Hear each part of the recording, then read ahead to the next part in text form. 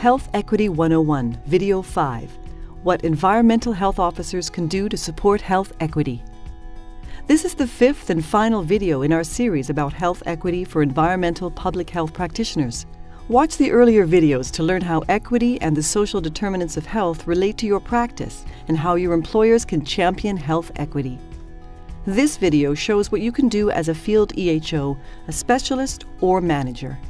We'll look at concrete actions you can take now, ways to build your health equity skills, and how you can contribute to improving the system.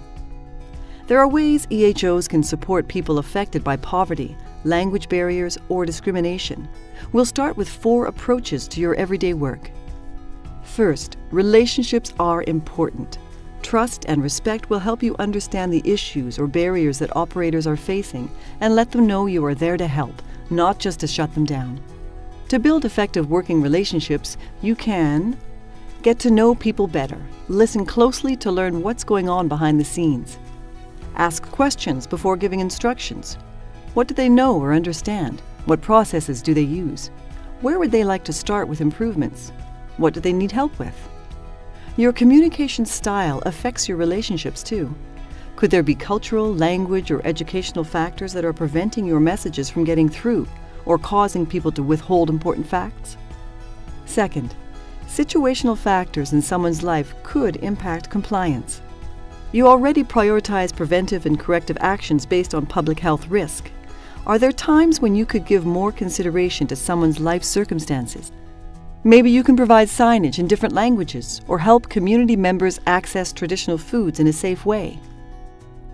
A third way to rethink what you already do is to think of colleagues, maybe your manager, Healthy Built Environment team, or your medical health officer who are already focusing on health equity.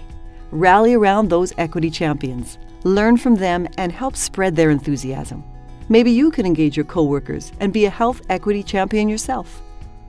Fourth, continue to reflect on your role and how you can support health equity.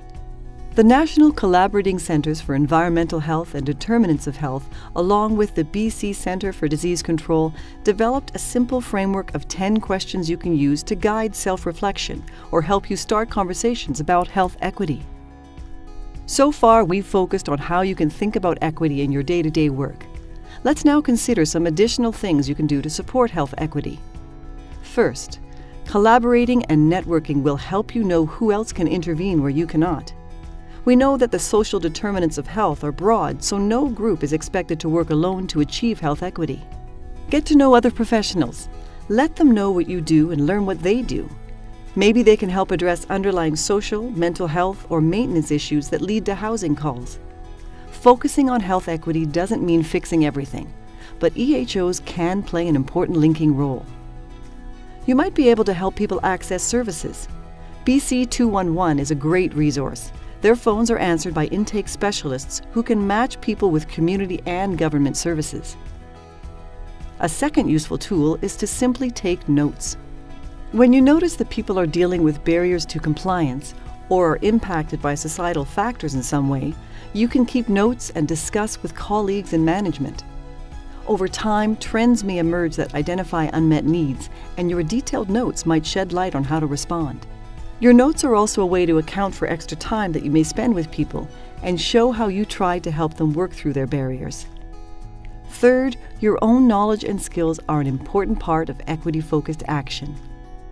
Use your professional development time to educate yourself. Watch webinars about equity in EHO practice. You may even be able to earn professional development hours. Sign up for monthly e-news from the National Collaborating Centres for Environmental Health and Determinants of Health to stay informed about new information you can put into practice. The BC CDC Handbook of Health Equity and Environmental Public Health Practice contains tools and quick reads about health equity. Finally, advocacy and other health promotion skills are core public health competencies. Advocacy might be new for many EHOs. You can advocate for services on behalf of an individual or community by making a call or connecting with the larger support network of a vulnerable person. Or talk to your manager or MHO. Consider what issues you could be inspired to advocate for. Maybe you will speak to a landlord about building repairs or talk to your manager about ways to better serve operators who don't have strong English language skills. We've identified 4 ways that you can incorporate an equity lens into the way you do your work. Build supportive relationships. Consider context. Rally around champions. And reflect on your practice. Other ways to support health equity are to collaborate and network, take notes, educate yourself and others, and advocate for health equity. A commitment to health equity might seem overwhelming, but you can start small. Pick one thing, even just a new way of thinking, and give it a try.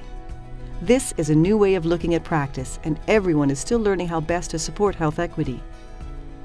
Download our primer on equity in EPH practice to learn more. Share this video series and check out the BC CDC Equity Handbook.